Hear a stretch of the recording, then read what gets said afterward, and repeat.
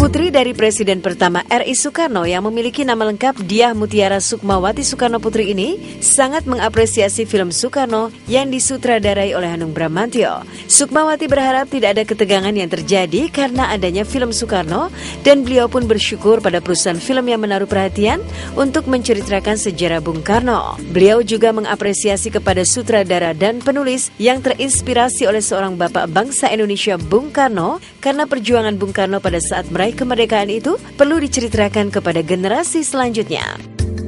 Ketegangan ya, karena yang saya syukuri bahwa ada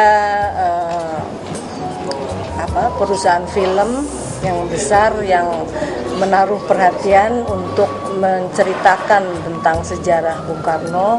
Itu sudah suatu nilai yang kita harus syukuri dan hormati. Kemudian juga sang sutradara ataupun penulis yang juga terinspirasi oleh seorang bapak bangsa Indonesia ini, Bung Karno, di awal perjuangannya sebagai bangsa Indonesia dan meraih kemerdekaan itu yang perlu diceritakan kepada generasi selanjutnya. Adik dari mantan Presiden RI Megawati Soekarno Putri ini pun menyebutkan di film itu tidak dihilangkan suatu bukti sejarah yang akurat. Sukmawati pun berharap tidak adanya konflik karena baginya ia harus mengapresiasi semua daya upaya dari para seniman yang berusaha mewujudkan kreativitas. Apalagi itu suatu cerita tokoh sejarah bangsa kita.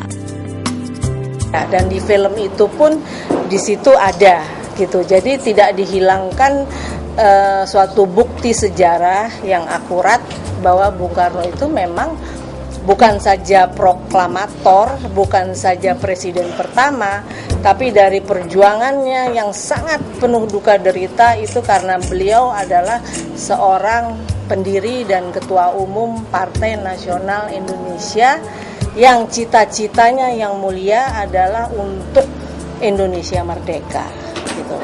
Jadi dari DPP PNI Maranisme, karena kita ini memang penerus dari partainya Bung Karno, loyalis ini merasa bahwa sudah selayaknya kita memberikan penghargaan kepada